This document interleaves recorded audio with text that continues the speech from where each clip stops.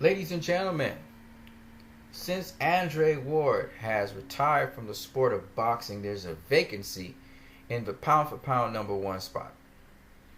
And some common names that are referred to in the industry for pound number one spots are guys like Vasyl Lomachenko, guys like Gennady Golovkin, and guys like Terence Crawford. But you got a whole bunch of other guys that you can think about. Guys like Anthony Joshua, guys like Errol Spence Jr., those are names also thrown around. And then you got some other peripheral names like Guillermo Rigondeaux, Mikey Garcia, Keith Thurman even, And I like to throw in Saul Canelo Alvarez because a lot of people don't really think about him as pound for pound number one, and I can understand. But what I'm going to do is, let's think about the criteria that you use to determine who's pound for pound number one. One of the things is the fashion in which you win, okay? The opponents you faced, the caliber of opposition you faced, and how many of them you faced, right? So let's look at each of these guys in terms of that, okay? So when we look at Vasyl Lomachenko, for instance, he has only had 10 fights. Okay, this dude basically has only had 10 fights. But he's in the conversation because how much he stepped up in his competition compared to his development as a fighter. So that's why people are talking about him, because based on his skills, because his skills are so good, that's another thing you have to look at, the skills. Because his skills and then his attitude, you have to look at how he's able to face, be matched up with this stiff competition so early in his career. And that's why people have this conversation about him.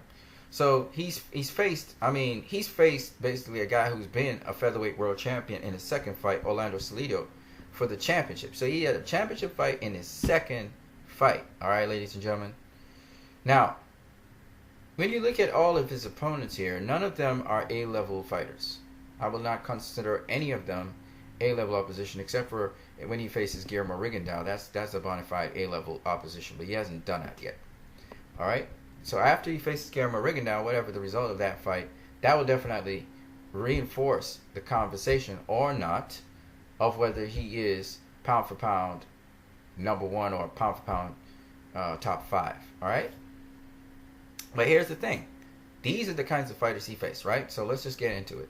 So the first one is Orlando Salido, who has been a reigning on and off featherweight champion. Okay. Tough opponent. He lost to him by split decision. This is second damn fight, okay? He been matched super tough. In fact, he was fighting for the international title in his very first freaking fight, and he knocked out the guy, Jose Ramirez, okay? He then goes in his third fight for another chance at the championship, the WBO title again, that Orlando Salido has to drop. He gets stripped of it because certain things happen, he didn't qualify.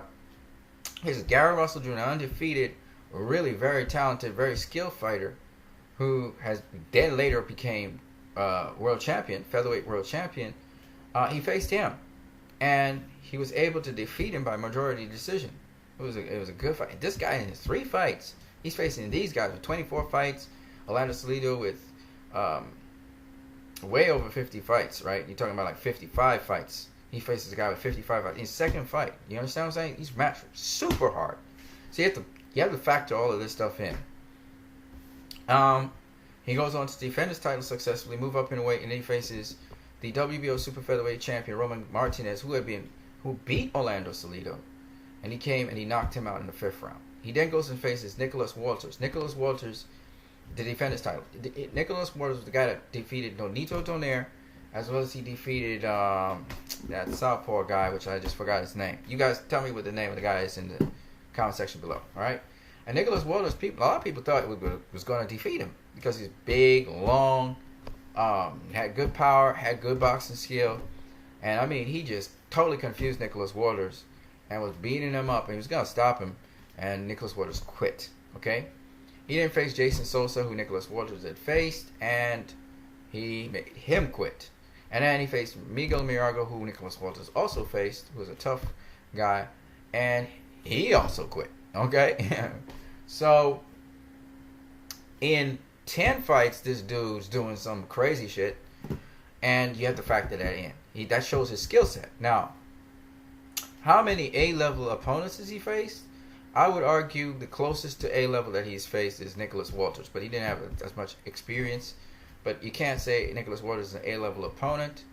But you know, that's the closest. I think Nicholas Waters is like a B plus level. He's never really faced Lomachenko any A level opposition. His first A level opposition will be Guillermo Rigondeaux. So you have to factor that in. But skill wise, Lomachenko is way off on the scales when it comes to skill and just how match tough he is. So that's why he's a candidate for pound number one. Okay. But when you look at the level of opposition he's faced good opponents. He's even faced very good opponents, but he's not faced exceptional elite opponents yet. Okay? He's faced the rough and rugged Orlando Salido, who's like a C level, C plus level opponent. He's rough and rugged. Actually, he's probably B minus. You know, he's kind of like a Marcus Maidana type. But again, match tough early. So we'll see what happens with Vasyl Lomachenko. He needs more fights so we can really say something. But I don't think he's number one pound for pound in the world. I think that's a little too premature for him. We have to see where his career goes. The next guy is Gennady Golovkin. All right, a lot of people, ESPN has Gennady Golovkin as the number one pound for pound fighter. Teddy Atlas had Lomachenko as his number one pound for pound fighter because of his skill set and stuff. Now, Gennady Golovkin, if you look at his entire career, he hasn't faced A-level oppositions until just very recently. And I mean, he's faced one of the very best. In fact, I would believe he probably faced the best fighters in the world, one of the best fighters in the world, in Saul Canelo Alvarez, okay? And he managed to get a draw with him. So that's an A-level opponent right there. The other guy is Daniel Jacobs. And so that's his A-level opposition. But he's also faced Cal Brook, who's an A-level guy, but he wasn't a middleweight A-level guy, so you can't really... But so if you were to look at it, he faced 3 A-level opponents. The other guys, Dominic Wade was very green, you know, young guy. I can't even rate him. David Lemieux, C-plus level guy, you know, more of a brawler. Willie Monroe, we know he's like C-plus level as well. Martin Murray was over the hill, but he tried. He's... I say B minus. Nah, he's C plus level too. Marco Antonio Rubio is a D level fighter. Daniel Gil, at the time he faced him, was D level. Asumanu Adama, and so on. Asumanu Adama was again, you know, C plus C. Curtis Stevens, D. Matthew Macklin, he's actually probably a B minus level fighter. We just couldn't handle him. Ishida was again C plus level. Gabriel Rosario is a C plus level fighter, and so on. So my point is, he's not really faced elite opposition until these 3 fighters: Cal Brook, Daniel Jacobs, and Saul Canelo Alvarez. But he's had 3 elite level fighters, so kudos to him on that.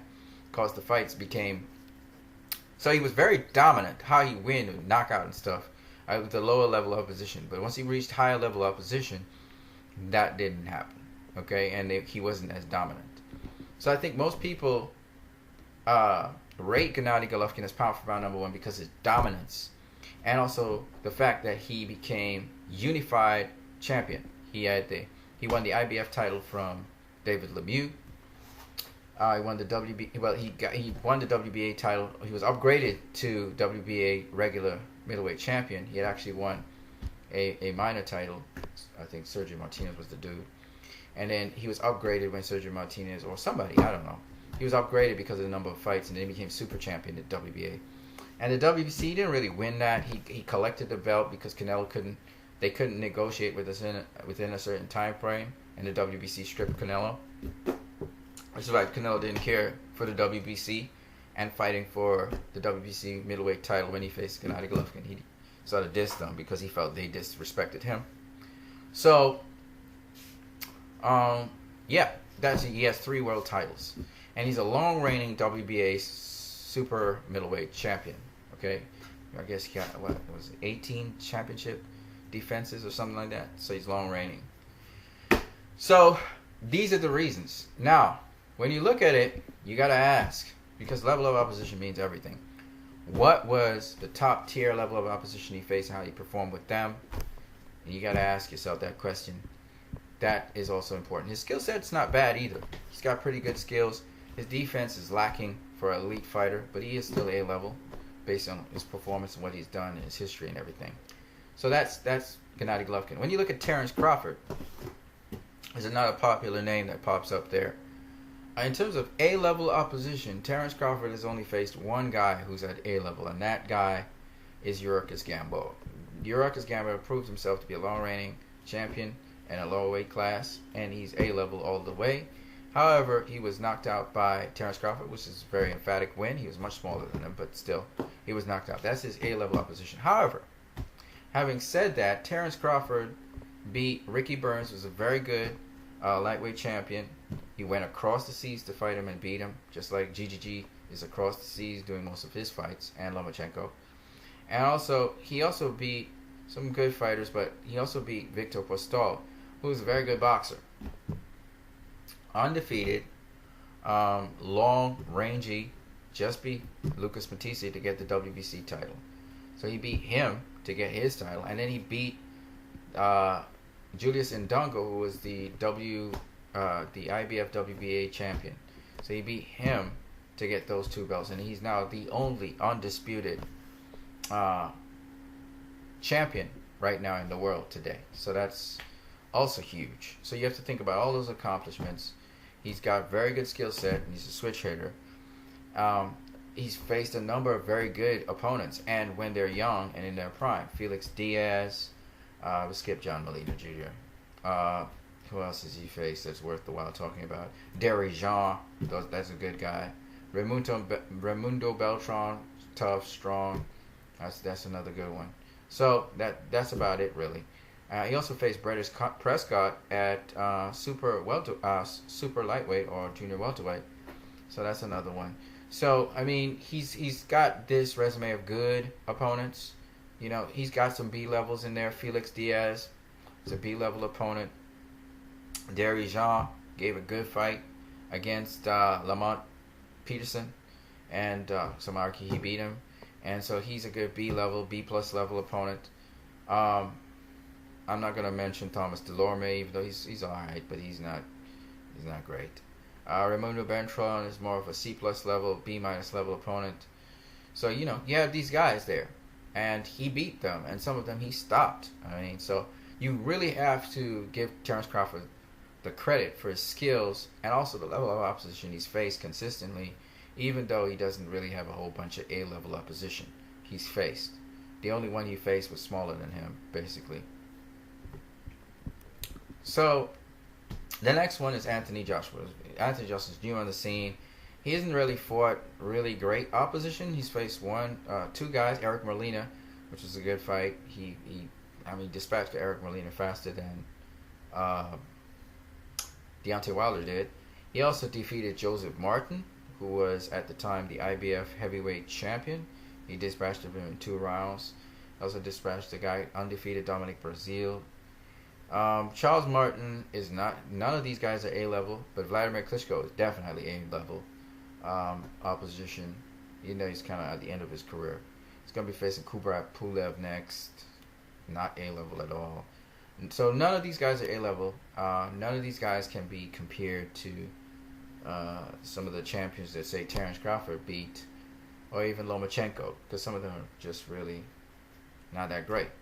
Charles Martin, on the other hand, had a lot of potential, southpaw and everything. He was good. Klitschko makes up for a ton of people. He's got one A-level opponent there that's really big. Dillian White was one of his rivals.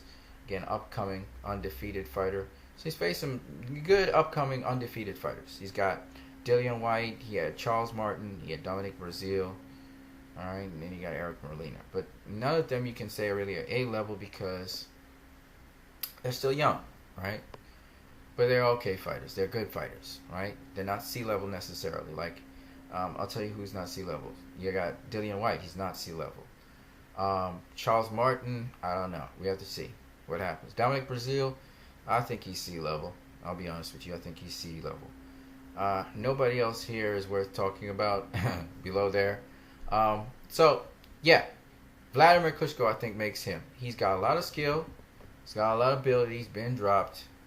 But he's probably the best heavyweight out there right now, just based on his resume. Okay. Now, the other guy that we're talking about is Errol Spence Jr. Again, all of these guys are highly skilled. Some of them have much better defense than others. Like Gennady Golovkin is probably the guy with the least good defense out of all of them. But Errol Spence Jr., again, all-around fighter, more of a pressure fighter, likes to fight mostly on the inside, work the body. And his performance against Kell Brook, that Kell Brook definitely was A-level boxer. It's not B, none of that. He's A-level. And he was able to beat Kell Brook, damaging his eye, dropping him as well. So, yeah, Errol Spence Jr., that's his biggest and best win of his entire career. And he became IBF World Welterweight Champion, beating this guy, solid guy. The other guys are B-level or C-level. So, Leonard Bandhu, I think he's B-minus level opponent. He's good. He does all kinds of interesting things. He's a switch hitter and all of that. So, you got to give Leonard Bandhu, that was a good win for him, and he stopped him, okay? Chris Algieri is it's like C plus, B minus. Chris Van Herdeen, C plus, and nobody else really of worth to talk about here. All right.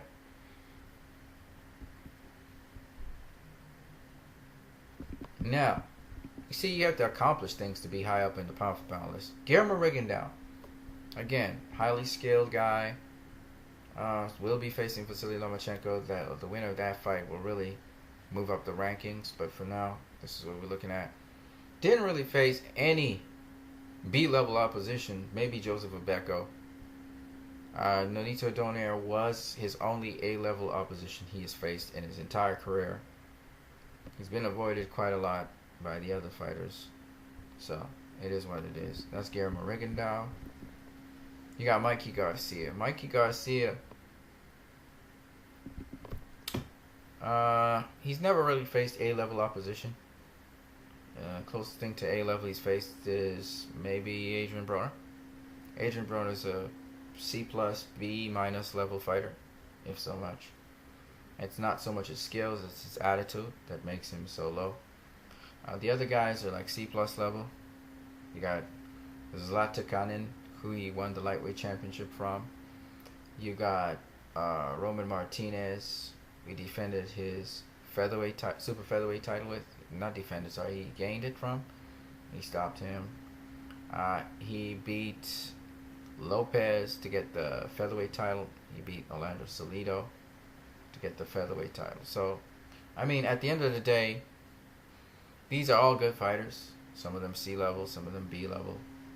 Most of them are C plus level, C level. Not really B level. The only one that possibly could be a B level, like I said, is Adrian Broner.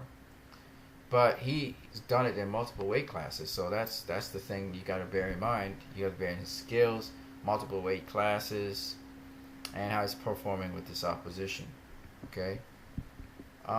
Then you have Keith Thurman. Keith Thurman's best opponent was Danny Garcia, who's an A-level opponent. Sean Porter's not A, but he's good and he's elite, but he's not A-level. He's like maybe B plus.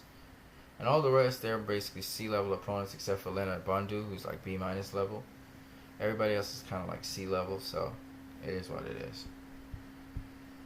Maybe Chavez is not C-level, at least at the time when he faces him. Saul Canelo Alvarez. This guy is a very interesting guy. When you look at the level of opposition he's faced, he's very skilled. He's faced Gennady Golovkin. He's faced, we're talking top tier fighters, right? Gennady Golovkin, Miguel Cotto, Erislandy Lara, and Floyd Mayweather Jr. Those are the top tier opponents he's faced. So 4 A-level opponents: Mayweather, Lara, Cotto, and Golovkin. He's got the most top tier opponents. Of course, he lost to Floyd Mayweather Jr., who is arguably the best boxer ever to put it on. Definitely the best boxer of the era he was in, which is a big step up for Canelo. And so, I mean, he's got that on his resume nobody else has. He's also faced Miguel Cotto. Nobody else has that on their resume. This is after Cotto won the middleweight championship of the world. That's why he's still the linear champion. He also beat Erislandy Lara. Nobody really wanted to fight. A-level, slick, skilled southpaw from Cuba. And he's also faced Gennady Golovkin. All right, the number one middleweight in the world at the time. So Canelo Alvarez, level of opposition, he's also fought some former world champions and stuff. He's got Shea Mosley on his resume, who's a Hall of Famer, sure first ballot Hall of Famer. So I mean, when you talk about Canelo, Canelo's in a whole other category. You know, he's also faced some undefeated slick back fighters, Southpaw Austin Trout. Okay, so when you look at it, he's got some C-level guys up in here, but for the most part,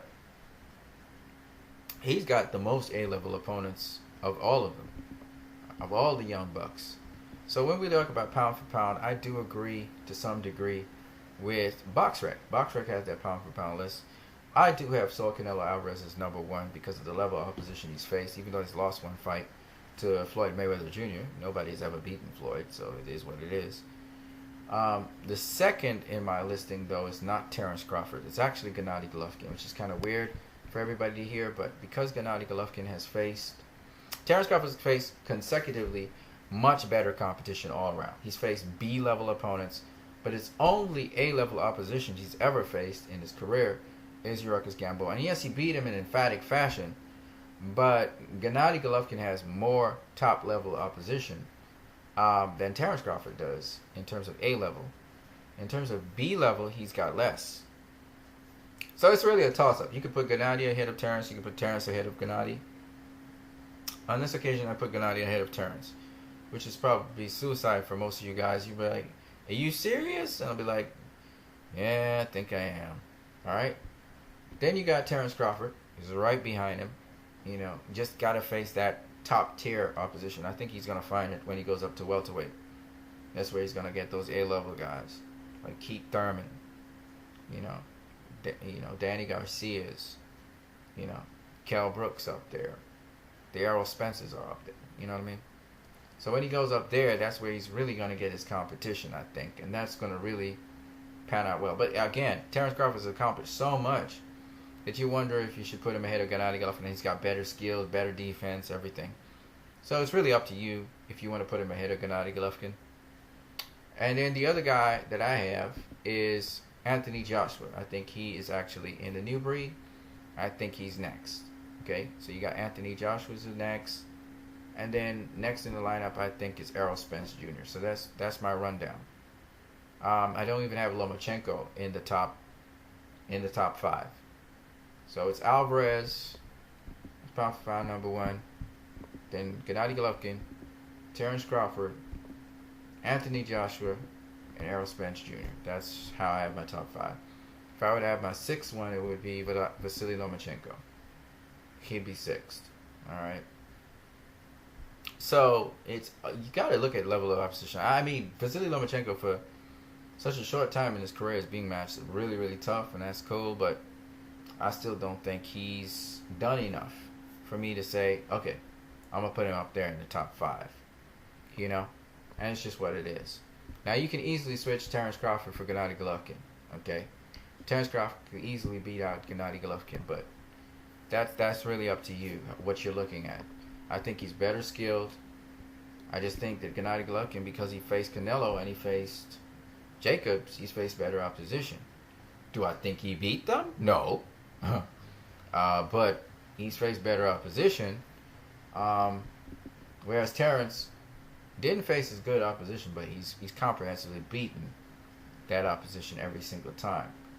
You know. But then again, he probably had the size advantage on Gamboa, which is what made it so easy for him to beat Gamboa. But it is what it is. So there is my top 5 pound-for-pound fighters. You wanted to know who they are? That's who they are. All right, guys. You have a great one.